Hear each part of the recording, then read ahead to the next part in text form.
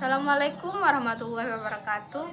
Saya Anissa Abdullah, NIM 2020206052, Program Studi Pendidikan Matematika, Fakultas Ilmu Tarbiyah dan Keguruan UIN Raden Fatah Palembang. Di video ini saya akan menjelaskan materi segi 4 dan segi 3 kelas 7 SMP. Dan video ini bertujuan untuk memenuhi tugas metodologi pembelajaran. Assalamualaikum warahmatullahi wabarakatuh. Waalaikumsalam warahmatullahi wabarakatuh. Apa kabar adik-adik semuanya? Alhamdulillah baik. Alhamdulillah. Baiklah, sebelum memulai pembelajaran pada hari ini, mari kita berdoa terlebih dahulu. Berdoa mulai. Doa selesai. Nah, baiklah, pada hari ini kita akan belajar tentang segi 4 dan segi 3. Pasti adik-adik sudah tahu apa itu segitiga dan segi 4, karena waktu SD kita sudah mendapatkan pembelajaran pada materi segi 4 dan segi 3. Baiklah, yang pertama kita akan mempelajari tentang segi 4. Nah, kakak mau tanya sama kalian, siapa yang di sini masih ingat apa itu sifat-sifat umum dari segi 4? Saya Ya, Tasya silakan. segi 4 itu memiliki 4 sisi dan 4 sudut. Ya. Ada yang tahu lagi sifat-sifat umum dari segi 4? Oke, karena tidak ada yang tahu lagi, maka kakak akan jelaskan. Segi 4 ini adalah bangun datar yang memiliki 4 sisi dan 4 sudut. Benar jawaban dari Tasya tadi. Kemudian sifat umum dari segi 4 ini, sudut dalamnya yaitu 360 derajat. Jadi ini adalah sifat-sifat umum dari segi 4. Kemudian jenis-jenis segi 4. Nah, kakak mau tanya nih, dari kalian ada yang ingat apa itu jenis-jenis dari segi 4? Persegi, persegi panjang, belah ketupat, trapesium, ajar ganjang dan layang-layang. Nah, tadi kan yang kalian sebut itu semuanya benar. Nah, yang kalian sebutkan ada 6 tadi, 1, 2, 3, 4, 5, 6. Ini adalah jenis-jenis dari segi 4. Nah, selanjutnya kita akan belajar tentang segi 3. Segi 3 ini adalah sebuah bangun yang terbentuk oleh 3 titik yang tidak segaris dan dihubungkan oleh 3 ruas garis. Ini adalah segi 3.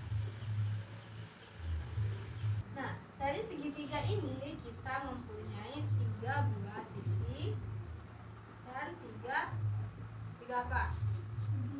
Nah, 3 sudut. Nah, untuk besar sudut di dalam segi 3, misalkan ini A, B, dan ini C, maka besar sudut dari segi 3 ini yaitu sudut A ditambah sudut B ditambah sudut C sama dengan 180 derajat. Nah, itu adalah pengertian dari segi 3. Selanjutnya kita akan membahas tentang jenis-jenis segi 3. Yang pertama ini segi 3 berdasarkan sisinya. Pertama itu ada segi 3 sama kaki. Ini adalah gambar segi 3 sama kaki. Segi 3 sama kaki ini berarti kedua sisi dari segi 3 yaitu sisi kanan dan sisi kiri ini sama-sama, sisinya sama panjang. Yang kedua ini adalah segi 3 sama sisi. Segi 3 sama sisi ini gambarnya seperti ini. Nah, berarti kalau sama sisi berarti ketiga sisinya ini panjangnya sama. Dan terakhir itu segi 3 sembarang. Berarti segitiga sembarang itu semua sisinya itu panjangnya tidak ada yang sama, panjangnya berbeda. Selanjutnya ini adalah jenis-jenis segitiga berdasarkan sudutnya.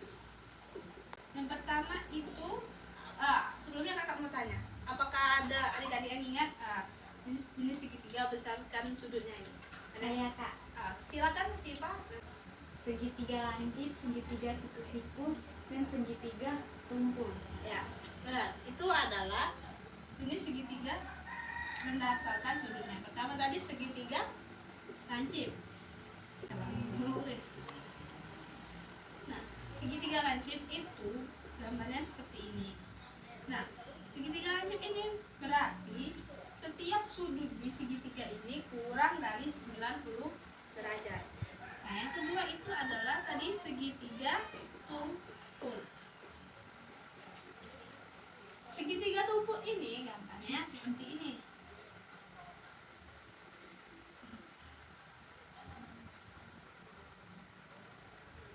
Nah, gambarnya seperti ini. Berarti salah satu di sudut segitiga ini, sudut ini lebih dari 90 derajat. Yang ketiga itu segitiga siku-siku. Segitiga siku-siku ini berarti salah satu sudut dari segitiga ini adalah 90 derajat. Jadi ini adalah jenis-jenis segitiga berdasarkan besar sudutnya. Nah, tadi ada segitiga siku-siku.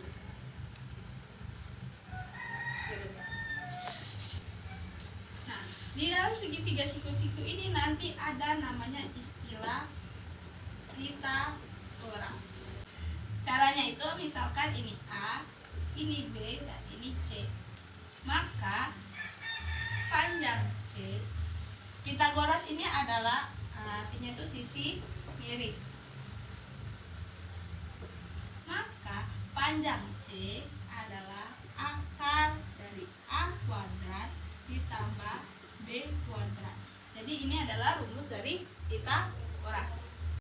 Sekarang kita akan belajar sedikit tentang keliling dan luas dari. Kan ini ada sebuah segitiga seperti ini.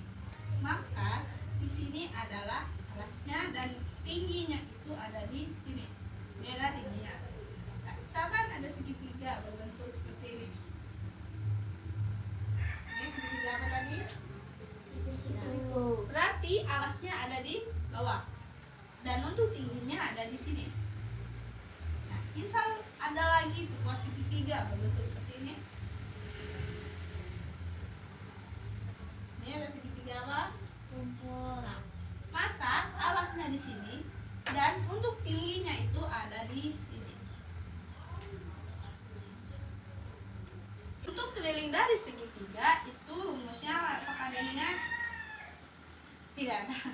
Oke, untuk keliling segitiga itu adalah jumlah seluruh sisi pada segitiga. Misalnya ini sisi ini ditambah sisi ini dan sisi ini. Saya itu luasnya. Untuk luasnya apakah ada yang ingat rumus segitiga luasnya? Kali. Nah, rumusnya itu adalah setengah kali alas kali tinggi, atau bisa ditulis alas kali tinggi dibagi 2. Jadi ini rumus dari keliling dan luas segitiga. Oke, kita lanjut ke contoh soal segi pada segitiga. Nah, contoh soal yang pertama, diketahui sebuah persegi panjang A, B, C, D yang memiliki panjang AB itu 12 cm dan panjang BC 8 cm. Pada soalnya kan tentukan panjang AD dan CD, yang B itu tentukan besar sudut ABC dan CDA, sudut CDA. Oke, kita jawab. Nah, yang pertama itu panjang dari AD. AD ini sebelumnya kita ingat dulu bahwa persegi panjang ini memiliki dua sisi yang berhadapan sama panjang. Maka AD ini berhadapan sama panjang dengan BC. Nah, panjang dari BC itu 8. maka panjang dari AD ini adalah 8. nah, AD sama dengan 8 cm. Dan selanjutnya itu panjang dari CD. Panjang CD ini Ini berhadapan hafalnya dengan A, B. panjang AB itu 12. 12. Maka panjang CD adalah 12 cm. Itu soal B. B itu ditanya besar sudut ABC dan sudut CDA. Sudut ABC dan sudut CDA. Sudut ABC ABC ini berbentuk segitiga siku-siku. Nah, segitiga siku-siku itu tadi di sini berarti panjang besar ABC itu 90. Nah, sudut CDA ini berbentuk segitiga siku-siku. Nah, maka besar sudutnya yaitu 90. nah, tuh. Oke, paham? Paham. Ada yang mau ditanyakan? Nah, ini adalah contoh nomor 3. Sini diketahui sebuah segitiga. Nah, ini adalah segitiga sama kaki. Sini ditanya tentukan besar sudut P. Kita ingat bahwa segitiga sama kaki itu sisi PQ ini akan sama dengan sisi QR. Maka sudut P ini akan sama dengan sudut F. Nah, kita lihat terlebih dahulu ini sudut 112 derajat di sini. Ini kita lihat ada sudut 112 derajat.